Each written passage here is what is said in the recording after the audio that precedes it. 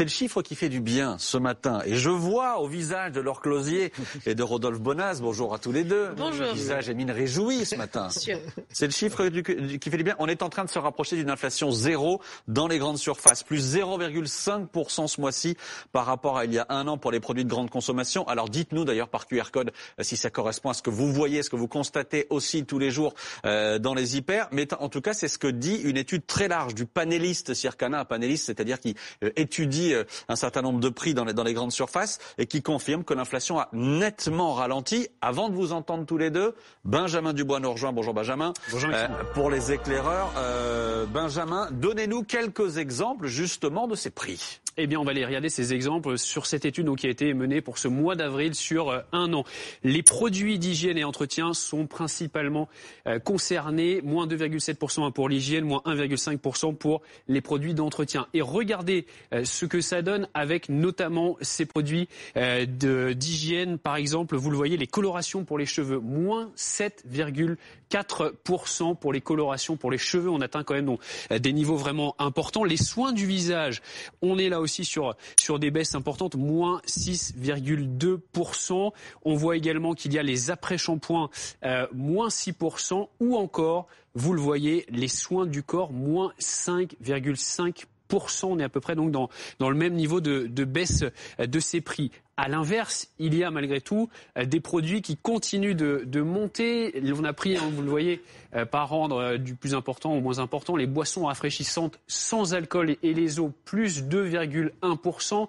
On voit également qu'il y a les bières et les cidres, plus 1,8%. L'épicerie salée, plus 1,5%. L'épicerie sucrée, un tout petit peu en dessous d'1%, vous le voyez, plus 0,8%. Et également la crèmerie, les surgelés et les glaces, là on est à 0,7%. Ce qu'il faut dire aussi, c'est que ça touche vraiment tous les niveaux de gamme. On va le voir, regardez. Je vais me décaler un tout petit peu pour que vous voyez bien les trois. Les marques nationales, plus 0,5%. Les marques de distributeurs, plus 0,4%. Et les premiers prix, plus 0,6%. On arrive donc à 0,5% sur la baisse, le ralentissement de cette inflation. Encore un petit effort pour arriver à zéro. Merci Benjamin Dubois. Alors je sais pas par où je commence, la bonne ou la mauvaise nouvelle. Ce qui augmente ou ce qui n'augmente ou ce qui baisse. Vous préférez quoi? Il n'y a que des bonnes nouvelles là. Il y a que des bonnes nouvelles. Oui, quasiment. C'est des niveaux quasiment stables. On revient à un monde complètement normal. Une hausse de 0,5%, ça n'a rien à voir avec ce qu'on a connu. Souvenez-vous des 16-17% dans l'alimentaire. On n'est plus dans ce monde-là et c'est une excellente nouvelle. Donc l'inflation est derrière nous, ça y est, on peut le dire. Je peux sortir les tambours, les trompettes ce matin et dire l'inflation c'est terminé. L'hyperinflation est derrière nous, ça c'est une réalité, c'est un ralentissement. C'est aussi intéressant d'apporter un petit éclairage quand même sur les produits, ce qu'on appelle DPH, c'est-à-dire hygiène, beauté. La raison de cette baisse s'explique aussi par l'encadrement de la loi. Vous savez qu'il y a une loi aujourd'hui qui s'appelle la loi Descrozaille qui empêche ces marques-là de faire des promotions commerciales. Oui, mais alors je comprends. Alors, il y a quelque chose qui est un peu contre-intuitif. Je me souviens de la grande distribution, des patrons de la grande distribution qui hurlaient sur tous les plateaux en disant attention, on va nous interdire de faire des grosses promos sur tous les produits qu'on voit là. Ça va être une catastrophe pour les prix, les consommateurs, etc. Finalement, ces prix baissent. Faut nous expliquer. Je vous explique, c'est-à-dire qu'il y a une partie des promotions commerciales dont on ne bénéficie plus que vous retrouvez dans la baisse des prix que vous avez là. Alors après, c'est vrai que là, on a vu les colorations, c'est important pour moi, vous en doutez bien. Oui, mais c'est bien qu'on commence par là. Oui, je suis d'accord. Je suis assez sensible au prix des colorations. Mais au-delà de ça, ce qui est important, c'est aussi peut-être de se focaliser. Et on attend des baisses de prix, par exemple, sur la lessive, qui est vraiment, vous savez que historiquement, 50% du chiffre de l'affaire de la lessive est réalisé en promotion. Pourquoi ? Parce qu'un paquet de lessive, ça vaut entre 10 et 15 € et ça pèse relativement lourd, donc la promotion est fortement importante. Donc j'attends de voir aussi la lessive baisser. Donc je ne cache pas ma satisfaction ce matin, mais je mets un petit bémol pour faire en sorte que d'un côté on nous fasse pas payer moins cher des produits qu'on payait déjà moins cher avec des promotions plus importantes. On attend la lessive, mais simplement donc la fameuse loi Descrozaille qui était tant décriée, finalement elle a du bon. Mais c'est qu'il y a une sorte de vase communicant, c'est-à-dire qu'en fait au lieu de faire une grosse promo sur de la lessive à moins 50%, on baisse un petit peu sur l'ensemble du rayon. C'est ça qui se passe. Peut-être que c'est mieux ou pas pour les consommateurs, ça dépend de ce que vous achetez, mais globalement, pour l'instant, ça ne change pas grand-chose. C'est juste une répartition des promotions. Mais Oui, non, allez-y. Non, mais c'est parce que le monde qu'on a connu avant d'hyperinflation est fini. Ça, c'est évident et ça, c'est une bonne nouvelle. Mais on est toujours sur des niveaux de prix qui sont beaucoup plus hauts qu'il y a 2 ans. Oui, évidemment. Mais simplement, quand on regarde les prix qui augmentent, on a quand même encore des augmentations qui sont assez nettes. Les fromages à la coupe, alors c'est très détaillé. Les fromages à la coupe, plus 11,9%. Les purées de pommes de terre déshydratées, plus 9,8%. Les flageolets en conserve, plus 9,6%. Qu'est-ce qui empêche pour ces produits-là d'arrêter d'augmenter à ce point-là? Alors, il y a plusieurs éléments. C'est que il y a des éléments constitutifs du prix qui ont été orientés à la hausse et qui continuent d'être orientés à la hausse. Je vous donne un exemple très précis. Si vous prenez par exemple les salaires, on a augmenté, ce qui est tout à fait logique, les salaires sur l'année dernière. Mécaniquement, vous allez retrouver, ça va pas descendre les salaires, donc vous allez les retrouver dans les prix. Et puis ensuite, vous avez après ce que j'appelle peut-être des queues de comète de négociations et après la mise en place de nouvelles négociations. Vous savez que cette année, nous avons avancé la période des négociations commerciales et donc sur un certain nombre de produits, ces produits ne sont pas encore en rayon. Pour certains, ils sont en rayon, mais certains vont arriver. Peut-être que les flageolets sont encore sur des dispositifs commerciaux d'avant négociation et qui vont arriver après négociation avec des prix plus resserrés. Avec un prix alors plus resserré ou en baisse? En baisse, avec des prix, oui, plus resserrés, avec une inflation. Parce que sur les flageolets.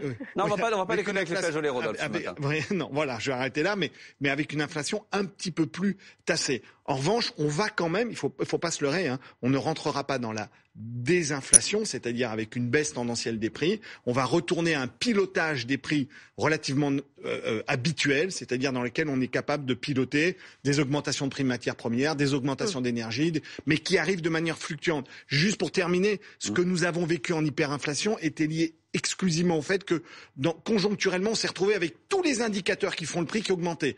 Les salaires, l'énergie, le transport, les matières premières. Donc quand vous avez ça, on a 20% d'inflation sur 2 ans. Mais donc, qu'est-ce qui nous attend maintenant? On va pas sortir la boule de cristal, mais parce que je disais, on est à plus 0,5 aujourd'hui, encore un petit effort pour arriver à 0. En fait, on n'arrivera pas à 0. C'est non, ce mais on n'a pas d'intérêt à arriver à 0. On n'a pas d'intérêt pour nos agriculteurs, pour nos PME, pour nos ETI, pour tous ceux qui vendent des produits et qui sont la chaîne d'avant. Il faut aussi, eux, qu'ils puissent vivre de ce qu'ils vendent, faire des marges, augmenter les salaires. On n'a pas d'intérêt à arriver à 0. Par contre, on a intérêt à être entre 0 et 2%. C'est de la bonne inflation, si vous voulez, le fonctionnement normal de l'économie.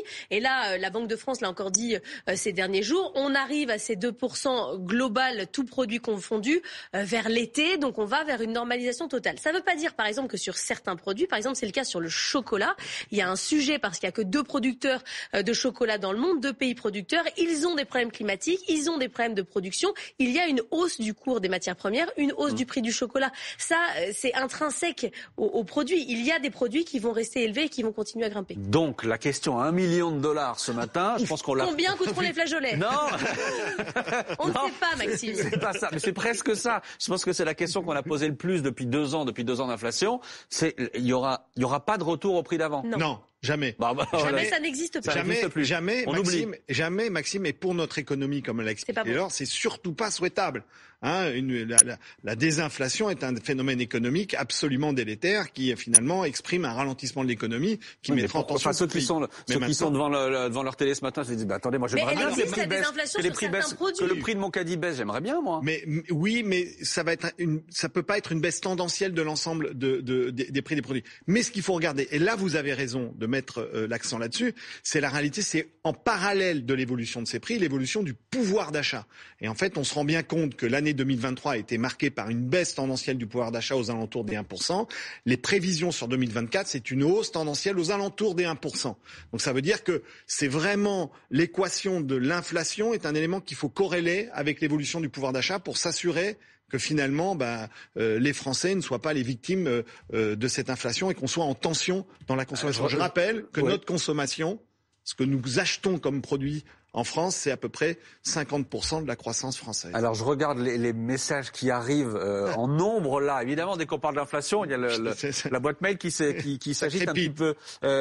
Message de Frédéric et Martine, ils sont 2 à nous écrire. Les produits en baisse que vous avez montrés ne sont pas achetés tous les jours. Et oui. C'est ce que la coloration. Absolument. Et ça, c'est un vrai sujet. La coloration et les autres produits qu'on a montés, hygiène beauté, c'est pas des trucs qu'on achète tout le temps. Et d'ailleurs, c'est comme ça que vous avez des écarts très importants entre l'inflation ressentie et les chiffres officiels. artificielle. Parce que quand vous allez tous les jours dans votre magasin, vous ressentez l'inflation. Par contre, il y a d'autres produits qui baissent. L'électronique, tous les PC, les télés, les téléphones coûtent moins cher. Mais sauf que comme vous les achetez pas tous les jours, ça n'a pas le même effet psychologique sur vous. Mais ça ne veut pas dire que ça n'existe pas. Désinflation, oui. Déflation, non. Je voudrais juste vous rajouter quelque chose, Maxime. Ouais. Déflation, ça veut dire baisse de la consommation, baisse des salaires, baisse de l'investissement.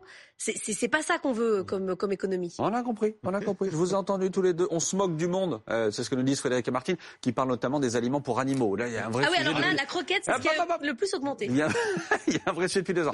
Plus que les flageolets. On reviendra pour la croquette. On reviendra pour la croquette. On revient toujours pour la croquette. Bon, merci. C'est assez fallacieux comme dispositif parce qu'on sait très bien que c'est très compliqué de faire changer les croquettes à nos animaux de compagnie. Donc augmenter les prix, amis industriels. La fidélité à la croquette. On en aura parlé aussi ce matin avec vous, Rodolphe Bonnet, Laure Closier. Merci d'avoir été avec nous. Vous restez là dans un instant.